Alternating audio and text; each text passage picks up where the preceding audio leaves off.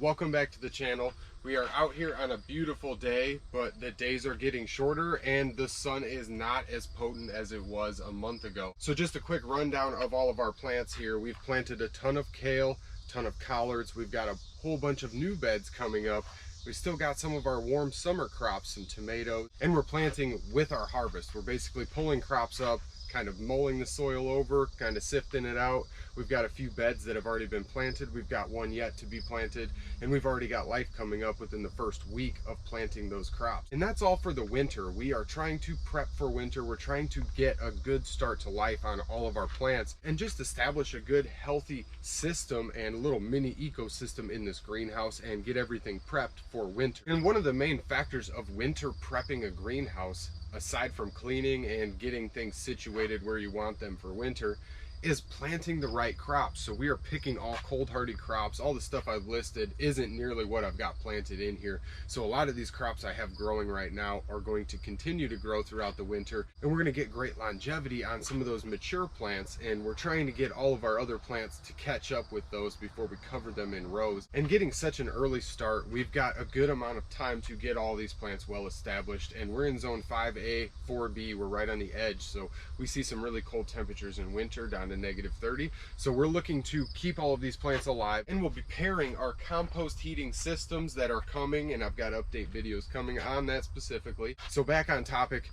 we will be pairing our compost heating with the rows. We're going to cover our rows in here, so we should really be able to double up on both of those resources, along with finishing the outside of our greenhouse. We'll be able to have another layer, so we will have a good 6-inch gap around this whole greenhouse. We'll have 2 layers. So I'm hoping to get some good results this winter, but it is all just going to be a big experiment on a much larger scale than we've done in the past. So we want to get everything in order and basically have all of this ready to go and just dump all of our compost materials in. I want to give a little tour to everybody and show what we've got going on and kind of share what you can grow throughout the winter in a heated or unheated greenhouse.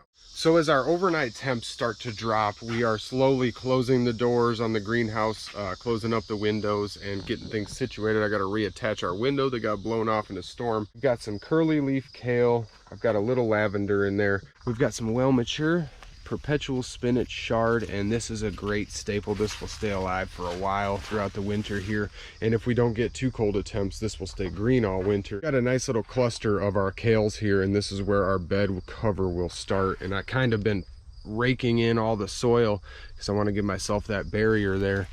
This kale had gotten snapped right off there, and we have all new growth coming off that, so that will come up. And I may just head these both off inside of our tunnels once we build them, so we can just reinvigorate new growth and have good stock, making for a good solid plant to have throughout the winter. There is a bunch more perpetual spinach chard growing very quickly. A little bit of dill. I undersown some more dill in here. That is not doing as well in the greenhouse. It's not growing as fast as all the other crops. You can see we've got lots of sprouts coming up here, and we've got mustard tatsoys, purple tatsoys, and we've got some regular tatsoi, just Chinese cabbage. So there's quite a few sprouts coming up in this maybe 8-foot bed here, and this is just going to fill right out. We've got all of these wild ramps or leeks that I wanted to get going in here, and they're all kind of clustered together. And as they grow, I'm going to kind of split them apart and give them their own little section here so we can propagate them and put these up for sale at our market also. So we've still got all of these dang strawberries. We've got a ton of strawberries. We're going to have a nice quick sale and try and get rid of all of our strawberry plants here, all nice everbearing varieties. We've got some Lucilla chard, some regular chard, a little bit of perpetual chard spinach here. Definitely do not harvest this enough. These leaves are starting to pull back nutrients, the ones that are getting bit by bugs and stuff, so we will compost those up. Getting distracted with all of my dead leaves there. I have all this summer crop in this bed still. We've got a lot of radishes, a lot of cucumbers, and we got some tomatoes down on the end here, tomatillos coming up. We've got this Brandywine tomato that's stretched out over about 8 to 10 feet now. It's literally running right out the door. We've harvested dozens of tomatoes off this. I'm astounded at how well all of these are doing. This one just popped right off. This This one will be fully red after a day or two in the window. So this entire bed will have to be excavated, cleaned out by the time winter hits, or by the time we get our systems set up and are ready to run. So another key factor in planting for winter is basically overplanting. These are all turnips, 7-top turnips, and then I've got radishes mixed in there. There's a few radishes sticking out, but I've got a ton of peas coming up in here also. So the peas are kind of seeking up in between these turnips, kind of like a double sow, and they don't seem to be interacting poorly with each other. The peas are kind of grabbing onto the leaves a bit, but I don't see any damage. We're just eating the fresh growth on the leaves anyway. This is our 7-top turnip, basically grown just for the greens. We have a lot of vegetation coming up, and we've got all of these 7-top turnips popping up right here. So we can kind of flip some of that bed, leave some of our older ones, and have another little fresh harvest of them at the same time. Lots of beets. We've got a whole crop worth of beets coming up in this little 2x3 bed. We have left this spot open. We're going to resow some stuff. Got a lot of heading collards that we had resown because something had either eaten them or they didn't pop up properly. So we had a bad germination rate or something. They possibly dried out. Getting a nice little patch of heading collards right here so we can come through and cut that down to keep it within the range of the top of our hoops once we get those out. So we've pretty well talked about the entire southern side of the greenhouse. I've got all my tarping here from where my plants were from the farmer's market and such. We moved our large tub down here. I've got experiments going on with that. Got a little bit of red lettuce I'm going to sow out in the mix of all of these plants in this entire greenhouse, kind of just plug them in to fill any spaces because density is key in the winter. We've got all of this lettuce we are saving the seed for. Not exactly sure what. It looks like a curly leaf lettuce. I'm not sure what type it was. Got some of our yarrow in here. You can see the seeds just popping right out.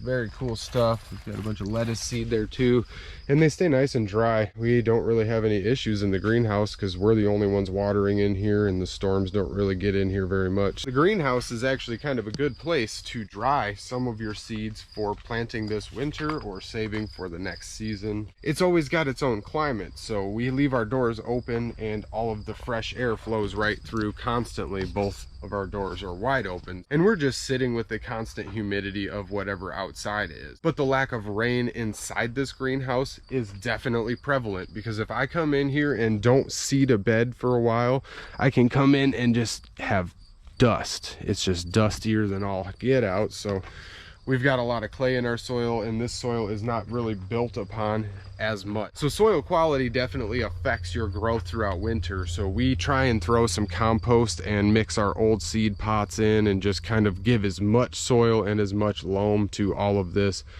and obviously as many nutrients as we possibly can for the winter. One more thing we do is come through and we will water all of these plants with a nice compost tea. We will bubble up some compost tea with our little solar powered bubbler and just kind of let it brew for a week or two and come through and deep water everything. And a lot of our plants are low feeders. They don't really require a whole lot of nutrients other than what's found in the ground naturally. So adding to this soil and building upon our soil is really going to benefit us in the winter months. Watering can be kind of tricky in the winter because if you water too late in the day and the soil doesn't have a chance to really absorb it and spread it across the whole surface area of the soil like a sponge, then you could have freeze ups and it could be detrimental to the roots of your plant. So I'm over in this midpoint here, and I've got these Mexican sunflowers. These are absolutely beautiful. I wanted to see how well they would do in the greenhouse because the bugs kind of ate them up outside last season. So I wanted to get a few of these so I could save some good quality seeds so I can sell those and replant a nice row of them next spring.